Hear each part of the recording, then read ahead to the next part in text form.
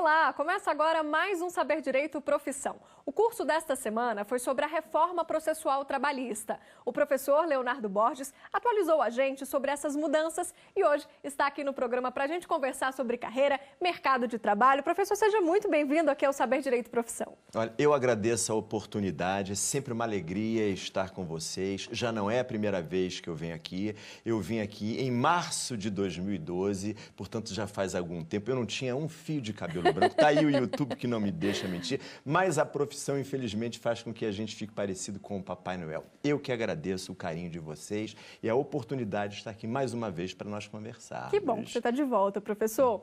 Bom, a gente já conversou muito nos bastidores, já me contou um pouquinho da sua vida e você tem uma história super curiosa, que o direito não foi a sua primeira opção. Né? Pelo contrário, a música, você já tinha uma mãe, né, que era música na família, me conta um pouco sobre esse passado.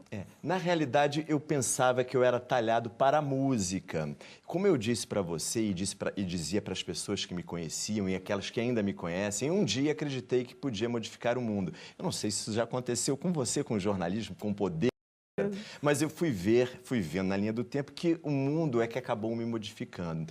Eu sou um apaixonado pela música, eu adoro a música, eu acho que a música transcende a todos os problemas, cada um dentro do seu tipo de música. Eu não sei qual é o seu tipo de música, eu não sei qual é o tipo de música das pessoas que estão aqui conosco hoje, mas com certeza quando você bota uma música do seu agrado, você se transporta. Além do que nós temos músicas especiais. Um dia você estava com seu amado num dado lugar, tocou aquela música que você jamais vai esquecer da música. Pode até se esquecer dele, mas não se esquecerá da música. Então, com base nisso, intuitivamente, eu achava que poderia modificar a vida, o mundo tocando o violão.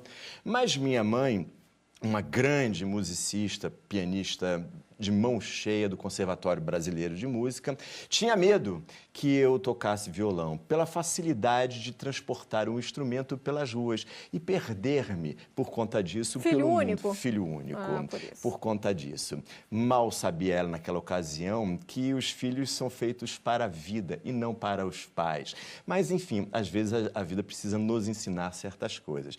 Um belo dia, eu aprendi a tocar piano, mas um belo dia, um amigo da minha mãe, de mudança para outro lugar, para outro estado, deixou lá em casa uma caixa.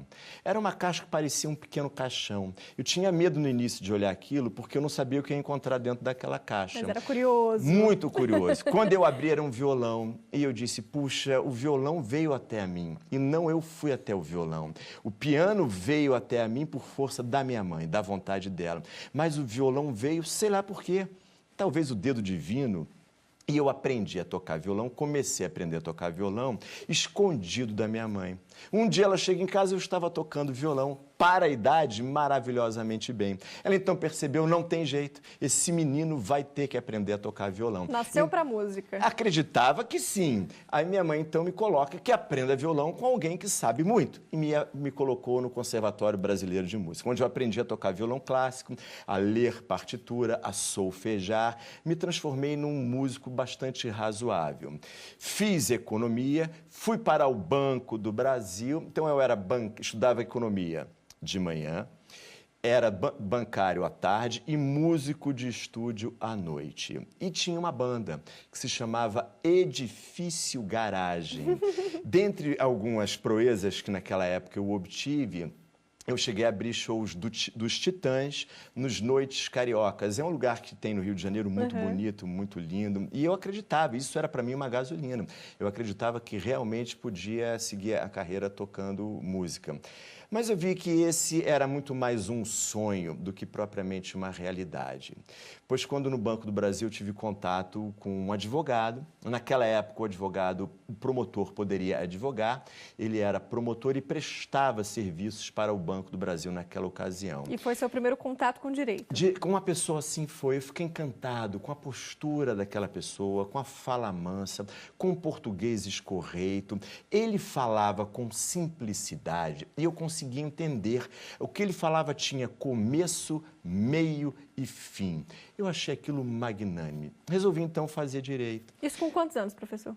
Quando eu resolvi fazer direito, eu já era velho, eu devia ter uns 21, 22 anos. Novo, imagina. Mas eu entrei na faculdade com 16 anos para fazer economia. Fui para o Banco do Brasil com 17 para 18 anos. Na minha vida foi tudo assim, muito rápido, muito novo. Espero que ela não acabe rápido dessa forma.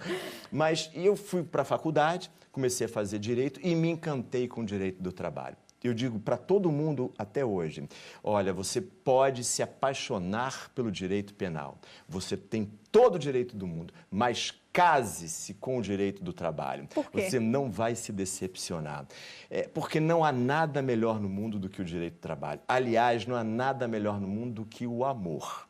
Se esse amor ele for correspondido, um tanto melhor.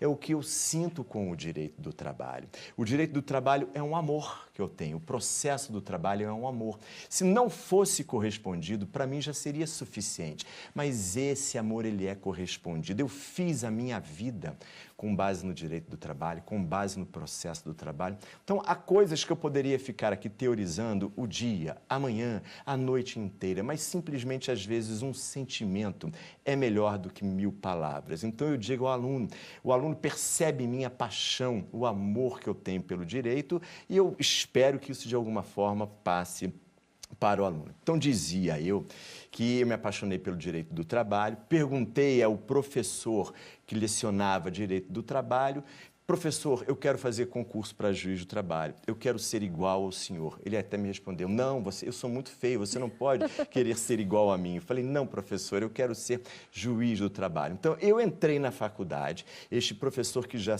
é falecido, Deus o tenha no céu, eu conheci depois como juiz e ele também como desembargador na ocasião. E foi seu exemplo, né? Foi meu exemplo. E aí eu perguntei para ele, professor, o que eu tenho que fazer? Ele me deu as paciência, Deus com certeza reservou. Eu não sei se o meu lugar no céu está reservado, mas o desse professor está reservado, com certeza.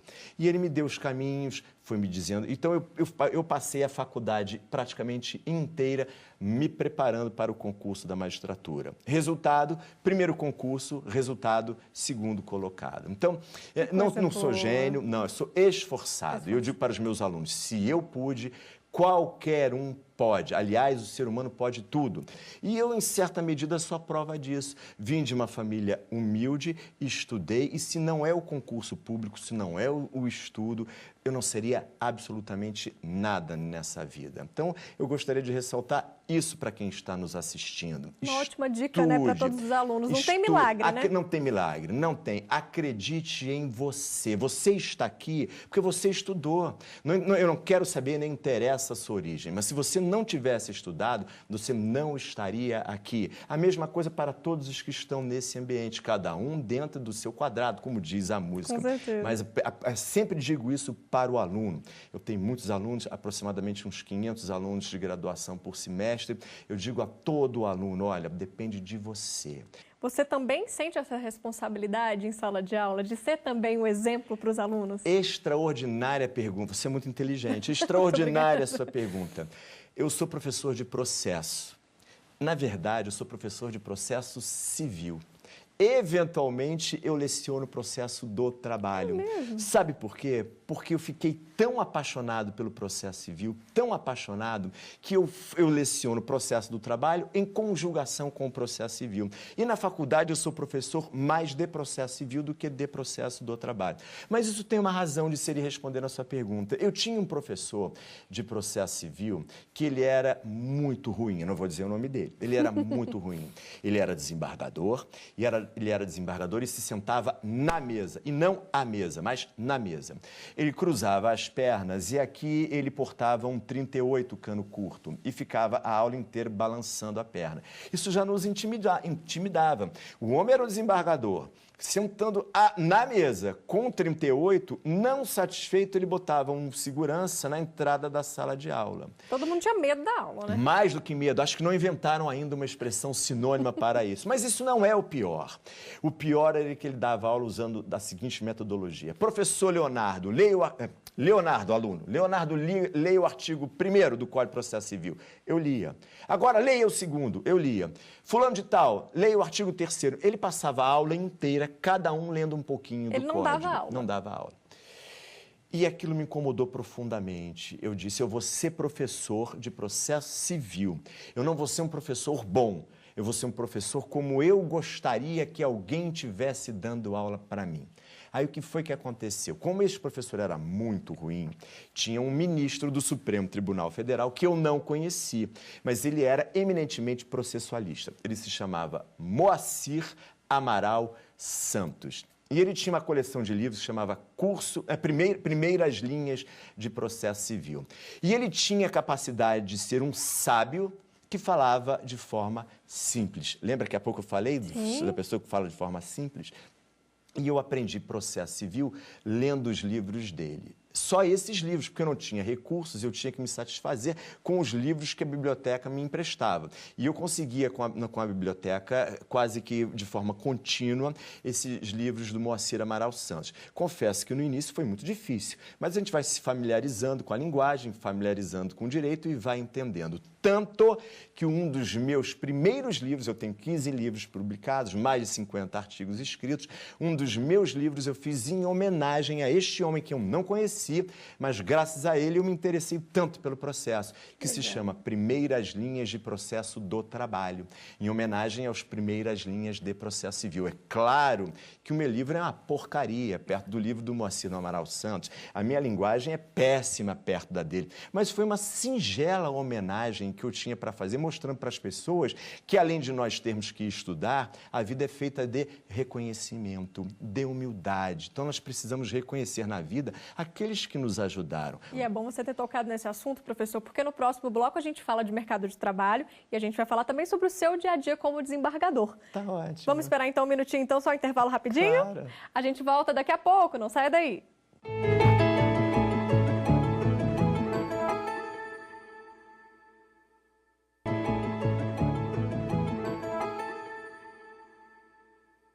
O Saber Direito Profissão está de volta, hoje aqui com o professor e desembargador federal do trabalho, Leonardo Borges. E como você sabe, professor, comentei aqui que nesse segundo bloco a gente fala então sobre mercado de trabalho, atualiza você aí de casa com dicas profissionais. Vamos assistir.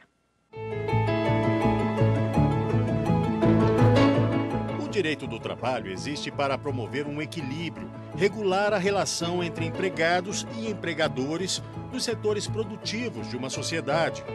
O candidato à especialização deve ser bacharel em direito e ter sido aprovado em exame da Ordem dos Advogados do Brasil. Esse profissional poderá atuar em defesa do empregado ou do empregador. O advogado do trabalho tem espaço em empresas, escritórios de advocacia e em faculdades de direito para lecionar. O salário inicial está em torno de R$ 3.185.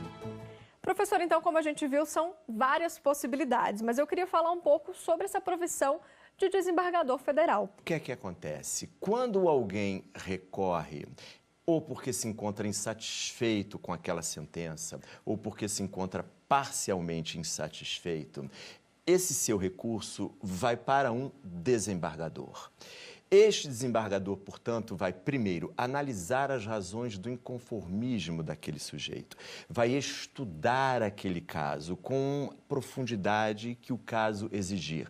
Tem situações que são muito simples, por exemplo, se alguém bate, eu me levanto aqui e dou um tapa no seu rosto. Então, eu não poderia ter feito isso, mas fiz, olha, eu não gostei de você, audiência, me desculpa, levanto e bato em você. Então, você vai tomar uma providência. É evidente que você vai tomar uma correta providência contra mim. Você perdeu em primeiro grau, digamos que seja um juiz do século XXI, ainda com a mentalidade do século I, um juiz machista, completamente fora do seu tempo, não dizer uma palavra feia, e acreditando que uma mulher deveria apanhar. Um sujeito desse não merecia nem estar vivo, apenas para elucidarmos o nosso exemplo.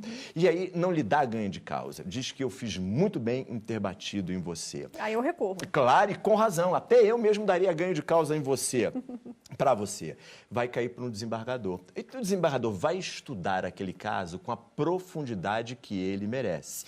Então, se houver questões mais filosóficas, questões mais difíceis, questões que demandem muitas vezes mais de uma resposta, aquilo requer um estudo mais aprofundado. Se for uma situação seríssima, porém simples, como o exemplo que eu formulei, o desembargador simplesmente vai lhe dar ganho de causa com base nos fatos que foram produzidos no processo e acabou. Então, essa é uma das tantas tarefas do desembargador. Seria difícil já dizer que isso é uma tarefa única, mas você multiplique isso pela quantidade enorme de processos que cada desembargador recebe por ano. Você tem uma ideia, assim, média, Tenho, dia ou por semana? Não, por ano nós recebemos, agora com a reforma, houve uma queda dramática no número de ações por diversas razões. Mas por ano nós recebemos algo em torno de 1.700 a 2.000 ações, 2.000 recursos apenas para nós analisarmos. Imagina dividindo isso pelos dias do ano, É muita 365. coisa, e por casos complexos. É uma né? vida. É uma vida que se esconde por detrás de cada processo. Nós não devemos tratar aquilo como sendo o número 5.234, 2017. É um drama que se esconde ali por detrás. Então, é a sua vida que está em jogo, é a vida dele que está em jogo, é a minha vida. E merece o tratamento individualizado que cada um requer. E já teve algum caso, assim, que te marcou? Tirou seu sono? Inúmeros casos, mas os casos que me marcam mais, ou que me marcaram mais, foram aqueles como juiz de primeiro grau. Eu costumo dizer que o Papai do Céu me abençoou. O dia que eu tiver que prestar contas com Deus, eu estou devendo, porque realmente as coisas acontecem para mim de forma extraordinária. Então, eu sou juiz de carreira, e como juiz de carreira, eu vivenciei a maior parte da minha vida profissional como magistrado em primeiro grau de jurisdição. Então, como juiz, o juiz tem contato direto com as partes, contato direto com as testemunhas. É lá onde acontecem as coisas mais inusitadas. No segundo grau, há, infelizmente, um distanciamento. O desembargador, assim como os ministros, eles deixam de ter contato com o cidadão. É por isso que eu digo, por onde eu passo, que o primeiro grau é que carrega o piano do poder judiciário. Então, é lá que acontecem os casos mais hilários que você possa imaginar. Então, são coisas incríveis, como na sala de aula. O aluno te traz uma vivência, uma experiência extraordinária. Teve um aluno, se você permitir contar rapidamente, imagina, fica à vontade. Teve um aluno que eu repeti ele 6 vezes, mas não porque eu sou mal, na mesma matéria, teoria geral do processo. Eu repeti o aluno 6 vezes, então é uma pessoa que não é muito normal, porque ninguém normal vai fazer 6 vezes a mesma matéria com o mesmo professor. Quando eu entrei em sala de aula pela 7ª vez, eu o ouvi sentado na primeira cadeira, eu pensei que ele ia me matar. Falei, não é uma pessoa muito normal, porque ele já fez comigo esta matéria 6 vezes, por que ele não fez com outro professor? Eu o repeti, não porque eu sou mal, mas é porque ele mereceu a repetência. E nessa 7ª vez, eu resolvi aplicar para ele a prova final, uma prova oral. E eu disse, olha, meu jovem, você vai ser aprovado, eu vou fazer todos os esforços para que você possa ser aprovado. Eu lhe farei uma única pergunta, qual a diferença entre pessoa física e pessoa jurídica? Ele riu, eu ri também, porque eu pensei, poxa, ele sabe, pergunta fácil. Né? Ele disse, professor, pessoa jurídica sou eu, pessoa física sou eu, pessoa jurídica é o senhor que sabe tudo de direito. Agora, trazendo a discussão para uma área mais acadêmica, já que você dá aula e está nesse contato diário com os alunos, é de se preocupar, né? Porque entram no mercado pessoas despreparadas. Quando a pessoa despreparada consegue imediatamente ingressar no mercado, isso é preocupante. O médico é preocupante, porque o médico não tem nada contra os médicos, pelo amor de Deus, porque amanhã estão os médicos mandando e-mails para o TV Justiça dizendo que eu sou contra os médicos, que você entrevistou uma pessoa que era contrária aos médicos, que a TV Justiça está permitindo isso. Não é isso. A questão é a preocupação de se colocar no mercado de trabalho, às vezes, um percentual pequenininho, muito pequeno, de pessoas que não estejam preparadas para o exercício da respectiva profissão.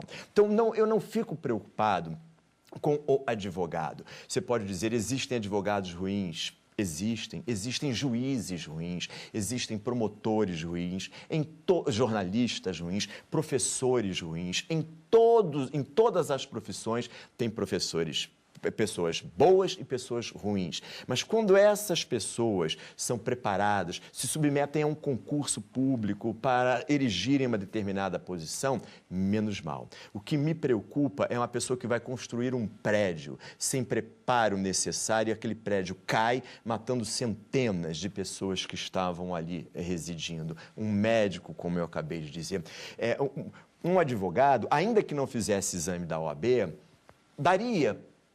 Tem um juiz para corrigir, tem um colega para dar uma olhada, o advogado vai aprendendo, erra um pouquinho daqui, um pouquinho dacolá. Um jornalista errou a concordância com o sujeito num dado momento, mas ali na frente a coisa avançou. Não colocou diretamente em risco a vida de uma pessoa. A minha preocupação se dá quando o trabalho daquele profissional coloca diretamente em risco a vida de alguém ou a pessoa numa situação que não tenha mais volta. Se eu errar agora, você vai parar a gravação e nós vamos gravar de onde eu parei. Se você errar, idem. Se o advogado errar, tem o recurso para corrigir, caso isso aconteça. Se o médico errar na mesa de cirurgia, se o engenheiro errar e o prédio cair, as coisas já aconteceram. É uma reflexão, né, para a gente pensar. Professor, mudando um pouco de assunto, você também é escritor. E essa veia aí de escrever artigo, livro, da onde que surgiu? Olha, eu aprendi na minha vida que duas coisas a gente não pode guardar: o afeto e o conhecimento. O afeto e o conhecimento nós devemos repartir com as outras pessoas. Então, quanto mais carinho, quanto mais afeto você der, com certeza você vai receber. A mesma coisa o conhecimento. Eu não sou um mar de conhecimento, muito pelo contrário, eu pouco sei um pouquinho. Mas esse pouquinho que eu sei, eu tenho desejo, eu tenho vontade de compartilhar com as outras pessoas. Então, um dos maiores motivadores, um dos elementos que mais me motiva na área acadêmica é poder compartilhar com as outras pessoas o pouco que eu sei, nem que seja para eu ser criticado. Professor Leonardo, o senhor errou ali, o senhor errou acolá. Eu vou fazer uma reflexão, eu estou evoluindo com isso e ajudando as outras pessoas, em certa medida, também a evoluir. Por isso que eu escrevo. Veio a reforma trabalhista agora, eu escrevi um livro sobre a reforma trabalhista. E é voltado, essa linguagem, né, dos livros, ela é voltada exatamente para os estudantes? É uma linguagem que eu procuro trazer para o público de uma forma muito simples. Eu procuro evitar termos rebuscados. Eu acho que o aluno hoje já não tem tempo para ler. O ser humano hoje, numa sociedade pós-moderna como a nossa, ele mal tem tempo para nada. Numa sociedade em que você não obtém o conhecimento, mas a informação. O conhecimento está à disposição de todos e as pessoas apenas se valem da informação. Você vai ao Google, o Google tem todo o conhecimento do mundo, mas você não extrai o conhecimento, você se contenta com a informação. Diante desse mundo líquido que Zygmunt Bauman tanto nos falava antes de falecer e assim fez a sua carreira, eu procuro trazer para a pessoa que tem interesse na leitura, no que eu escrevo, uma linguagem simples. Pois não? Perdão, professor. Eu que peço desculpas. Esse também é o segredo da sala de aula? Para prender a atenção do aluno? Porque, como você disse, hoje em dia está no celular, né? Não tem como. Eu costumo dizer que eu fui professor, eu fui aluno na hora errada e sou professor na hora errada. Eu fui aluno na época em que eu tinha que ficar de pé quando o professor entrava na sala de aula. Para ir ao banheiro, eu tinha que dizer meu nome todo e pedir permissão para o professor. Eu não podia entrar na sala de aula antes do professor. Hoje, eu entro na sala de aula, o aluno está sentado com o pé na cadeira, ou cada informação que eu dou, o aluno consulta o Google e faz assim com a cabeça. Para ver então, se realmente ele existe, ou então ele emana aquele ar bovino, no sentido de que está concordando com o que você fala. Então, hoje é tudo diferente, as coisas mudaram muito. Então, eu procuro levar para o aluno o incentivo. O que eu procuro mostrar para o aluno é ser um instrumento da motivação acadêmica. Eu procuro mostrar para o aluno que é possível, como nós conversamos no primeiro bloco, que é possível chegar lá, que o aluno pode, diante desse manancial de informações, obter o conhecimento e ser o que ele quiser dentro da área jurídica, evidentemente. E tem um segredo, professor, para a sala de aula o aluno não desviar a atenção? Tem. eu dizer para o aluno que se ele não prestar atenção, ele será reprovado. É brincadeira. Não tem segredo. Eu sou o que eu sou, eu chego na sala de aula, falo o que eu tenho que falar, eu brinco muito com o aluno, eu faço uma aula com muitas brincadeiras, eu pego um assunto sério, transformo aquilo em algo lúdico, para, de uma certa forma, procurar prender a atenção. Porque a pessoa hoje tem dupla, tripla jornada. Eu, quando dou aula às turmas da noite, vamos pegar... Chega cansado, Chega cansada, trabalhou durante o dia, se a mulher vai cuidar do marido, se é marido vai cuidar da mulher, vai cuidar da casa, vai cuidar dos filhos, tem um parente às vezes doente, você tem tantas atribuições, ainda vai ficar ouvindo um professor chato, te enchendo de uma matéria de uma forma sentada. Então eu sou muito dinâmico, eu ando muito, eu converso com os alunos. É uma forma que eu tenho de transformar aquele momento, que é uma obrigação para o aluno e para mim, um momento agradável, de modo que ele fique incentivado, ele saia dali incentivado, de alguma forma. Professor, passaria horas aqui batendo esse papo contigo, mas nosso tempo acabou. Agradeço a sua presença aqui com a gente. Eu que agradeço mais uma vez a honra de estar aqui com vocês da TV Justiça, em especial com a sua sabedoria, essa categoria na entrevista. Muito obrigado. Obrigada, professor. Bom, e você pode continuar com a gente na internet. Acesse aí tvjustiça.jus.br e não deixe de rever as aulas no nosso programa no novo canal do YouTube, TV Justiça Oficial. Obrigada pela sua companhia e até a próxima. Tchau!